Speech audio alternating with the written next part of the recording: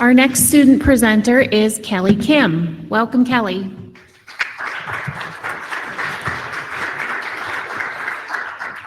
All right. Hello. Thank you so much for coming and giving me this opportunity to speak here today. My name's Hyunji Kim, and I also go by Kelly.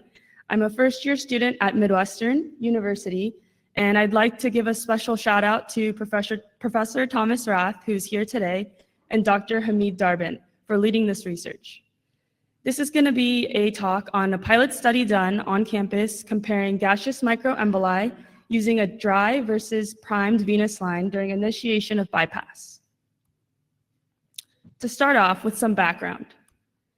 In the 1980s and 1990s, concern over air emboli was increased and led to advancements in the circuit, such as arterial line filters and membrane oxygenators, reducing massive air embolism. However, these improvements do not protect against gaseous microemboli, also known as GME. So what is GME? GME is air that you cannot see with a naked eye. We defined it in our study to be less than 200 microns, and you'll see that this is used in my graphs later in the data. GME come from when surgeons and perfusionists are in surgery during bypass. Also can come from cardiopulmonary bypass circuit, and in the picture on the right, you see that all these common occurrences where GME can occur. We have the venous line circled because that's where our focus will be for initiation. Why are they bad? They're common for post-op cognitive disturbances, such as pump head, where patients may experience delirium, memory loss, and also a decrease in mental function after bypass.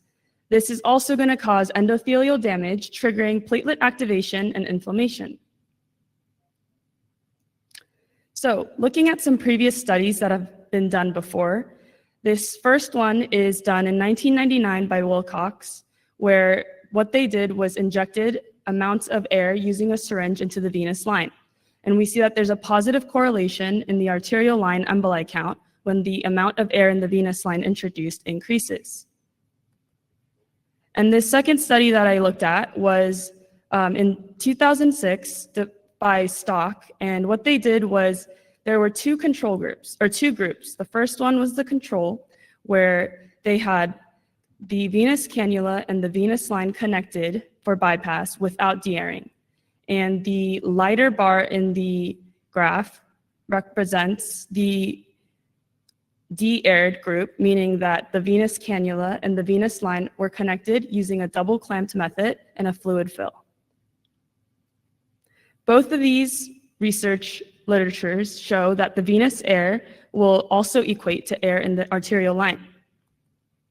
So in our study, we hypothesize that the use of a primed venous line during initiation of cardiopulmonary bypass will reduce the number of GME delivered to the patient. To start off, we had these materials used. The Sorin centrifugal pump, we used a LivaNova S3 heart-lung machine with a heater-cooler system, and we also used a soft shell reservoir, which is seen in the picture on top of the table lying flat. This was also our representation of the patient. We also had the GAMT bubble counter. We used one on the venous line post-reservoir and one on the arterial side post-oxygenator. We used the Terumo Capiox FX 25 Advance with the 47 micron venous screen filter and a 32 micron arterial screen filter. Unfortunately, we weren't able to get any student volunteers for this, so we had to get bovine blood from the local slaughterhouse. We used 30,000 units of heparin in a 5-gallon bucket. So this video here is showing us filling the bag with blood. First, we made sure the bag was de-aired and decompressed when we started. We were able to fill the graduated cylinder with blood from the bucket. We pulled the blood using a sucker line into the bag. We filled the bag until we got a CVP of 7. We wanted to simulate a realistic patient condition and have positive pressure to overcome the resistance of a venous cannula like it would be used in bypass. And that bottom picture there is one of our professors de-airing the bag, because once we filled it with blood, there was foam and air pockets that formed. So he's purging it using that sucker line. Now, this was probably the toughest part of our research. We used the initiation using a dry venous line with blood. We made sure to unclamp the venous line at the table and manually guide the blood through the line. Unclamping the arterial line at the pump, we made sure then to initiate bypass, open shunts, and had our gases on with our timer on. At the end of the video, you saw a small glimpse of this raw data that the GAMT was able to produce. The blue line represents the venous GME counters, whereas the red line represents the arterial GME. I'll go over this more in detail later. So here are some variables that we held constant for all runs. We made sure to CO2 flush for 4 liters for 5 minutes, had the patient the bovine blood hematocrit at 25%. The temperature was normothermic at 37 degrees Celsius, and we had the pump flow rate and the gas flow rate at 4.5 liters a minute. Another important thing was the reservoir level was kept at 700 during initiation.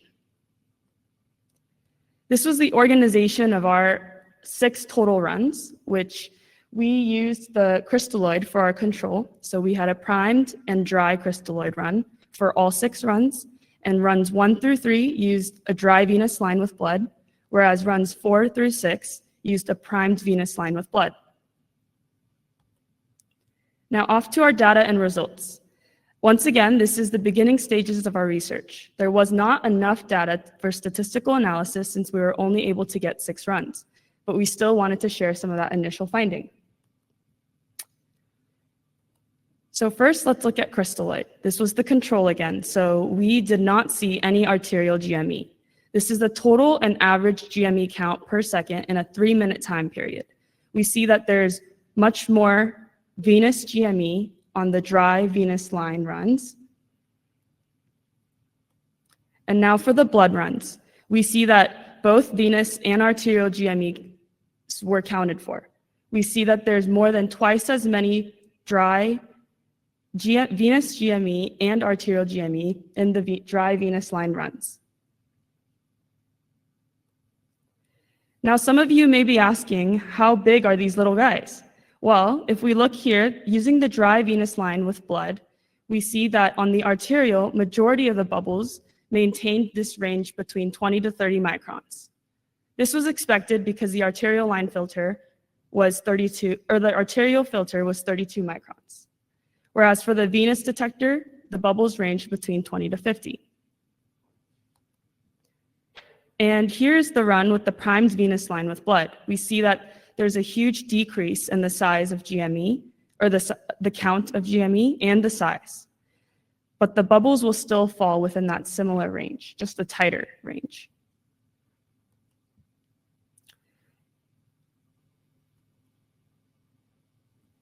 All right, so here is the main findings from this study.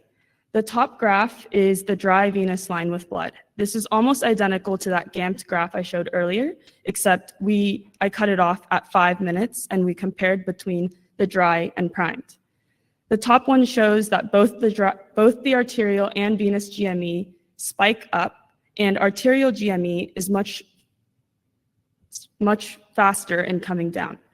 We see that there's a longer time for venous air to dissipate over time. And now, if we look at the primed blood runs, there's an increase in arterial GME that were not as great as the dry line. Arterial GME counts spike up and down within 20 to 30 seconds and fall down. From this comparison, we aim to statistically prove that both venous and arterial GME counts dissipate faster when using a primed venous line with blood.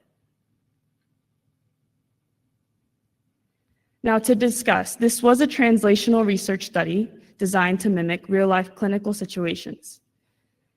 This was a pilot study designed for significance and statistical analysis, so more blood runs are needed. Although our early data does show promising trends and direction. Some limitations that we had, we do know that the bag volume is not equal to the patient blood volume. Another is that we were not able to find patient blood and use it, so instead we used bovine blood, which cannot exactly mimic human blood. In conclusion, initiation of cardiopulmonary bypass with the dry venous line appears to increase arterial and venous GME, which may directly impact patient outcomes. Priming the venous line for cardiopulmonary bypass may help reduce postoperative risks, damage to the endothelium and blood-brain barrier, and because of this risk, there is no GME load that is safe during bypass. Another special thank you to Professor Thomas Rath, who's here today, and Dr. Darbin for helping me and guiding me through this research. Thank you so much.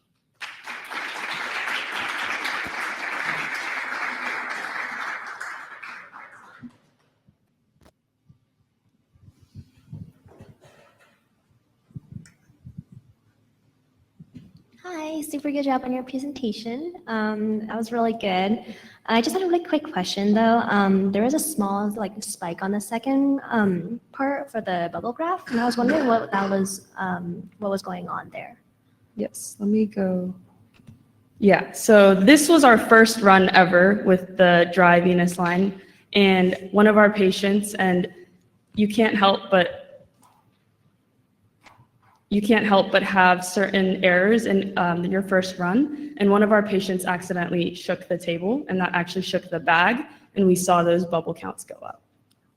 Thank you. And then just one more question. What are some future directions that you see all of this going into? Yeah, we're hoping to try and test vapping and wrapping if possible, and also using possibly an external arterial line filter instead of an integrated one to see if that makes a huge difference. Any more questions?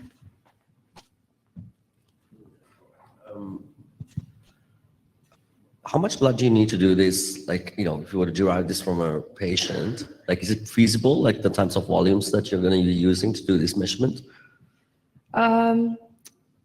Well, I can show you here.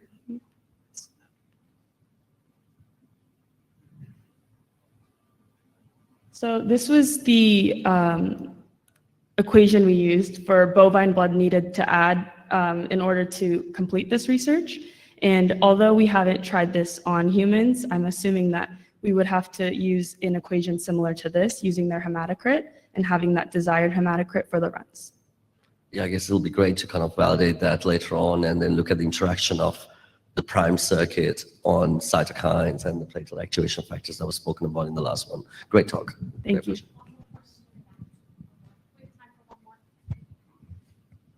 Hi, Kelly. Thank you. That was a very nice presentation. I see you had 6 runs. Yes. So was there a data analysis with standard deviations or something to produce your results? No, I did not get any standard deviations from these runs, but all of these averages and all these graphs that you see were from the raw data that the GAMT produced, and I was able to put them into an Excel, and they are using a logarithmic scale because if you look at the arterial and venous data, they're very distinct, and they weren't showing up when I used a linear scale for it, so then I had to fix that, and we definitely had to shorten the times because we saw that there was no data later on in the times. So each run gave you a table. The table would have 2 curves on it. Each curve would give you a single number of the total quantity of bubbles from period A to period B? Yes. Okay. So you had 6 runs, and there would be 2 numbers off of each slide? Yes. All right, very good. Thank you so much.